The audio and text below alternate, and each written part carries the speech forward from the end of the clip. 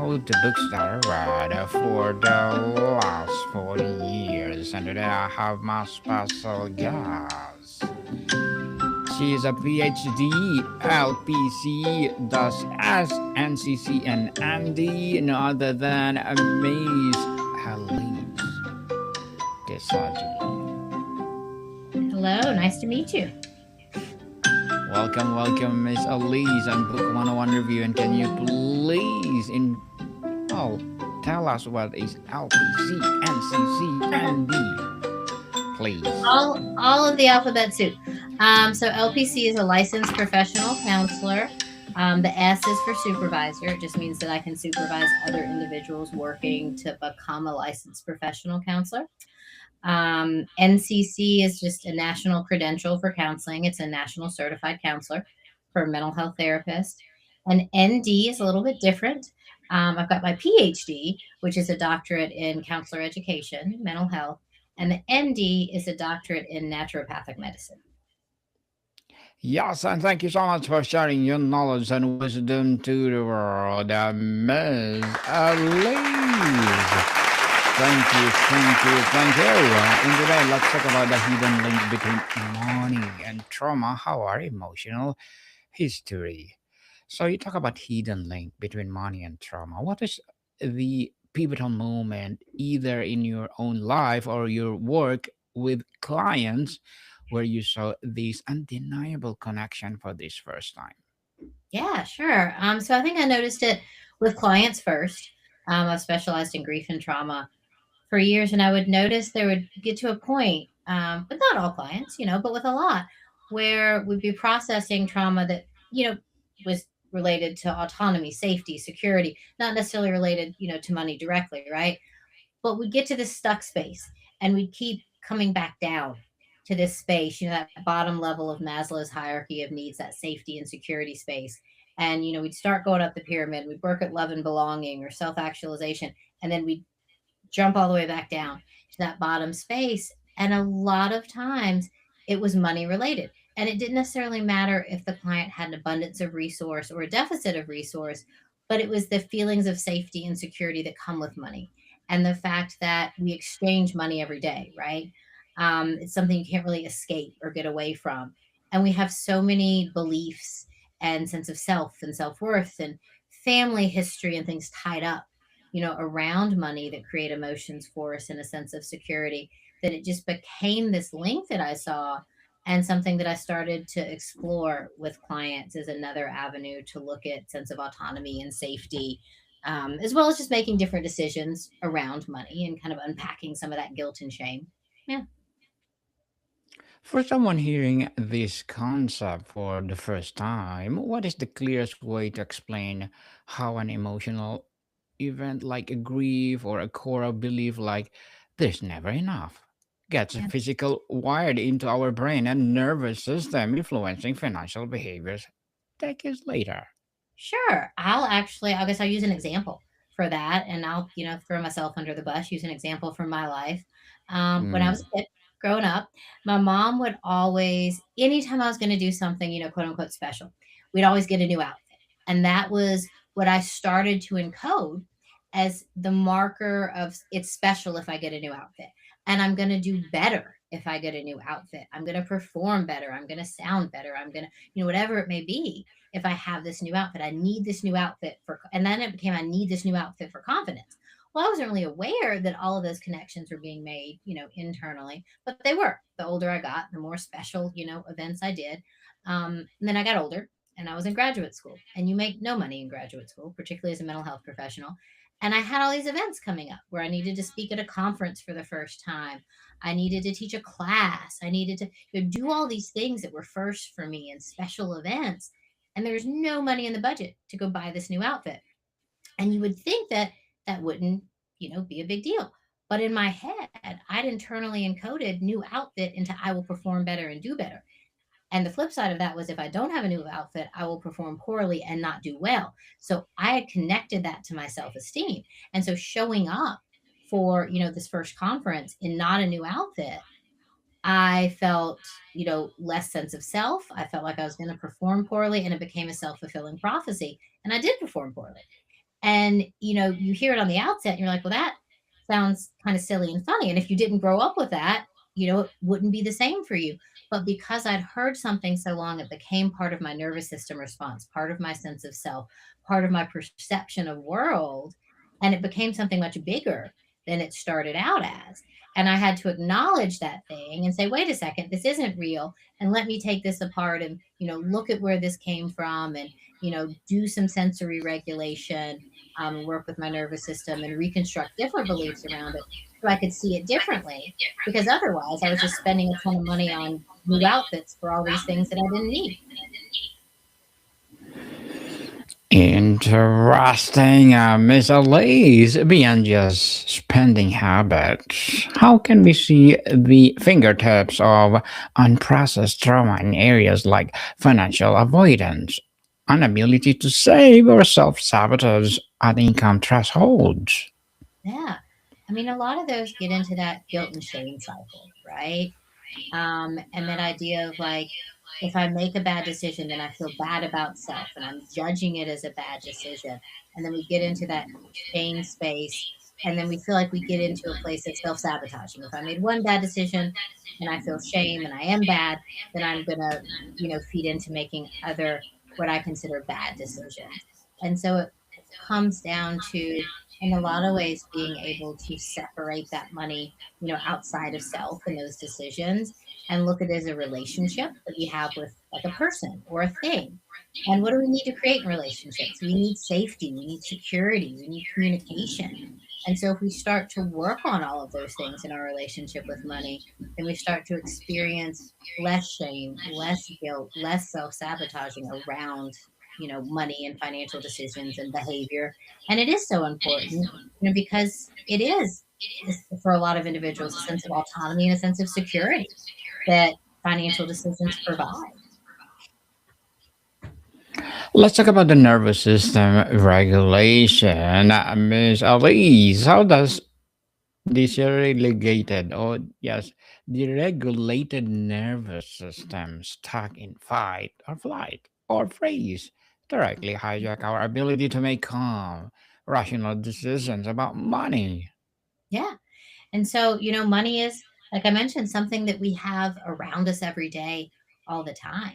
And so, if there's already a heightened level of insecurity or shame around those decisions, and then we feel like we're constantly presented with opportunities where we have to make decisions around money, whether it be buying a coffee or going to the grocery store and having enough food to feed your family or buying a house, however big or large the decision is, if we're constantly in that state of hyper arousal around those decisions and they feel like our safety and autonomy, then our nervous system is constantly aroused. And if we're in that state, it's harder to make a decision. It's harder to not make emotionally driven decision and take a step back. So we need to work on ways to, calm our nervous system, take a step back, once again, kind of separate from those decisions. And the nervous system is a big piece of it. So we get out of that fight or flight space, and these decisions become daily decisions that we feel comfortable around instead of emotionally driven decisions that are fueled by, fight or flight, cortisol, and those type of, you know, negative reactions. What are some practical somatic first aid techniques you teach someone to use in the moment they feel financial shame or panic rising to get back into a state where they can think clearly, Miss Elise? Yeah. So there are a lot of different things that you can do. Some of the biggest ones are targeted at creating that reactivity gap. So we get in this pattern where, we recognize something and you may call it a trigger, in the world, and your brain recognizes it as that. And then you kind of have an automatic, like one neuron fires and then the other, an automatic emotional and physical response. So an example would be um, maybe there was a time in life where you were in some debt and you had bill collectors calling, and there were a lot of them, right? Because if you've ever had that happen, you know that they call frequently. And so then it happens so much that all of a sudden, anytime your phone rings, you think it's a bill collector. And you have, even if you know it's your friend or your mom calling, you have that automatic response just by hearing, the telephone ring because you've kind of encoded it that way. And so you want to create a gap between the sound or what we've perceived as a trigger or an antecedent kind of thing to the response, and this response being the emotional arousal. And so creating that gap, mindful, any type of mindful activity is great. Breath work Mm-hmm. is really good. I really like one where the first step is to notice, the emotional arousal and or, the trigger event or the antecedent. And if you can pick on one of those things that you can pull out very clearly in yourself, when you notice that happening, then you engage in that mindful activity. And so breathing for a count of 3 in and a count of 6 for your exhale, and you've got to count internally while you do it. Helps the breath work, helps calm the physiological response. And then the counting engages your brain. So you can't physically have two competing thoughts at the same time. I can say one, two, oh, I forgot eggs at the grocery store, but I can't think of eggs and the number two at the same time. So if I'm counting and taking up space in my brain that way, it's not leaving room for that competing thought that may be guilt or shame or negative emotion. And if that negative thought comes in or that intrusive thought comes in, I'm going to be much more aware of it. It's not just going to be background chatter. I'm going to say, wait a second, I'm really aware of that negative intrusive thought and what I'm telling myself internally. And then I can say, okay, I don't need that right now. I'm going to put it to the side and I keep counting and do about 5 repetitions of that. One rep is like inhale for 3, exhale for 6, and do about 10 minutes for 5 repetitions. Um, and I say 10 minutes or 5 repetitions because you want a repetition to be, if you go 1, 2, 3, oh, I forgot eggs at the grocery store, and you let a thought come in, then you want to start fresh, right? You don't really want to count it. So it becomes a little bit more difficult in the beginning than you give it credit for. But the more you practice, the better you get at controlling when the thoughts come in, the better you get at recognizing those internal signals. And the better you get at, physiologically calming yourself down. And there are a couple other mindfulness things like that that you can use, but that's one of my favorites because it's the most simple and you can do it anywhere. You can do it while you're driving a car, if you're sitting in a board meeting, or if you're at school. There's really nothing that keeps you from being able to breathe and internally count. Everywhere. For sure, people everywhere. You emphasizes emotional safety as a prerequisite for financial healing. For someone who has never felt safe with money, what does creating that internal safety look like before we even look at the bank statement? Yeah. And so, first, we want to recognize that any mental health work takes time, right? As much as I wish something could happen overnight, anything we do, it's taken us, a long time to build up the way that we see the world and our perception and our internal world and external world. So, it takes time to change, and have, a different perception and a different way we relate to things and to acknowledge, those triggers and emotional responses and how they interact. So give yourself time is a big piece. And then we want to start by taking it apart. So we want to look at your financial narrative around money. What did you hear growing up? What do you tell yourself now? We want to look at what triggers you may have in the environment. We want to look at what wishes you have because a lot of times we say, well, I wish, I could buy a house or I wish I could do this, but we don't phrase it the same way as we would a goal. So then it feels like it's out of reach as opposed to a goal is something, we tend to be working towards. And so we want to look at all those different components. And then we do want to start to look at money as a relationship. And what are my boundaries in that relationship? How do I talk to myself in that relationship? How do I talk to the other person, so to speak, in that relationship? What is my attachment style there? And we really want to unpack all of those components and start to get separate from, instead of feeling like, the money in those decisions are us. And through doing all of that, we also incorporate some different somatic practices and things of that nature, mindfulness, to kind of help in the pieces where it gets really sticky and it gets hard. Because these are, very difficult, very rooted, grounded, in safety and autonomy, these very important pieces of sense of self. So it does get sticky and hard a lot. And move through the different pieces and understand not only do we need time, but we also may go back and forth through a couple of things a few times, and that's okay too. So, Mr. Lees, as a PhD, LPC, does as NCC, and Andy, what are your short term and long term goals? short term and long term goals. Just, I guess, to keep doing what I'm doing. I love being a therapist. I love working with clients. I love teaching.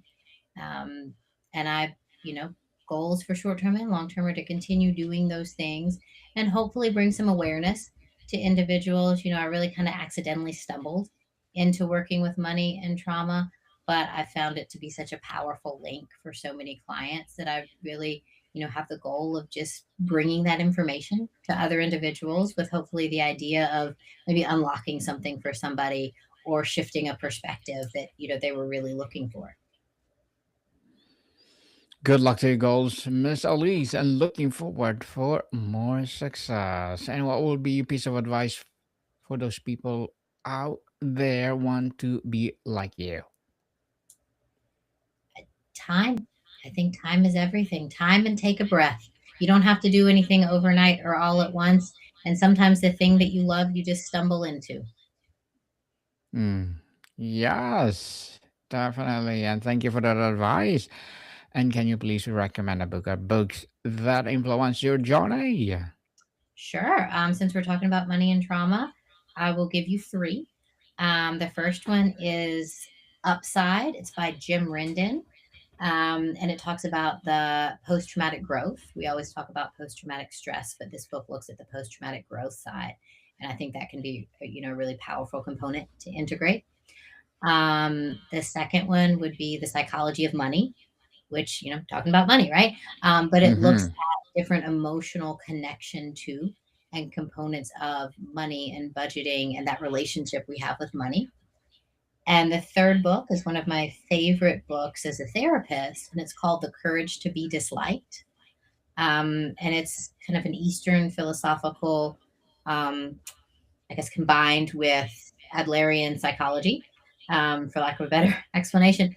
But it looks at anxiety and sense of self and self worth and self esteem and how we see the world and comparison traps and all of these things that make up so much, of our day and response to self and other, and just has a really, I would say, beautiful outlook and response to some of those questions that I hear so much out in the world and from clients. And I think the combination of those three books, specifically with the topic that I'm talking about, can be a really wonderful combination. But any of those three books individually can really be a great read by themselves. Thank you for those recommended books, Miss Elise. Thank you. So, what is this one simple daily or weekly ritual of connection you recommend to help someone build a new, conscious, a kind relationship with money? Journaling, and journaling doesn't have to be writing, right? But I just mean it Yes. in the sense of taking time to connect with that relationship with money. So, what were your practices around money? What have your emotions been around money? Have you made positive decisions? Have you made decisions that you kind of regret and there's an area for growth? And what's a way you can grow? And really sitting there and putting it in a space, whether you write it down or open an app on your phone and kind of type it out, just to get it out of your head and look at it, on paper, so it's not spinning over and over in your head, and it can become an action item instead of an intrusive thought. And then using that to set a goal for the week, and then moving forward to the next week, you check on that goal, you sit down intentionally with that information again, set your next goal in that, journaling type of way, and then you can see the progress and the continued forward momentum and growth. Momentum and growth. We like that, Miss Elise. And thank you so much for sharing your knowledge and wisdom to the world. So can you please invite our listeners to support your advocacy, your projects, or anything you want to promote on Book 101 Review? Sure. If anybody's interested in, learning more about the curriculum, looking at your emotions and finance, and how and why money matters, you can look at my website. I've got a few self-driven curriculums on there, with worksheets that you can do. I also have some coaching one-on-one sessions that we can do just around emotions and finance. And then, of course, there's the option for a therapeutic relationship as well, depending on, where you happen to be in the world. But the coaching and the individual curriculums are options for everyone. For everyone, indeed. And thank you so much for sharing your knowledge and wisdom to the world. Miss Elise. Thank you, thank you, thank you. And one more question. Ultimately, if you frame this as a path to emotional freedom for someone who has done this work, what does the freedom feel like on ordinary Tuesday? Can you describe the inner shift? Sure. I would say this shift, I would equate an inner sense of freedom or peace would be a contentment. That mindful space of, in this moment, I'm content. If I can acknowledge a thought that feels more anxious, it's likely that I'm thinking about something in the future that hasn't happened yet. And frequently, if I can acknowledge a thought that feels sad or more akin to depression, I may be thinking back on something that I've done in the past, but it's not something I'm doing right now. So, this idea of being able to sit in yourself and say, in this moment, I can be content without looking backwards or forwards, and I can really hold this space for self. And that would be a goal, to be able to turn off that internal chatter and be physically present. Yes, Miss Elise. Thank you so much for your time. Of course, thank you for having me. It's been a fun conversation. Likewise. Empowering answer. More to come, people. See you soon.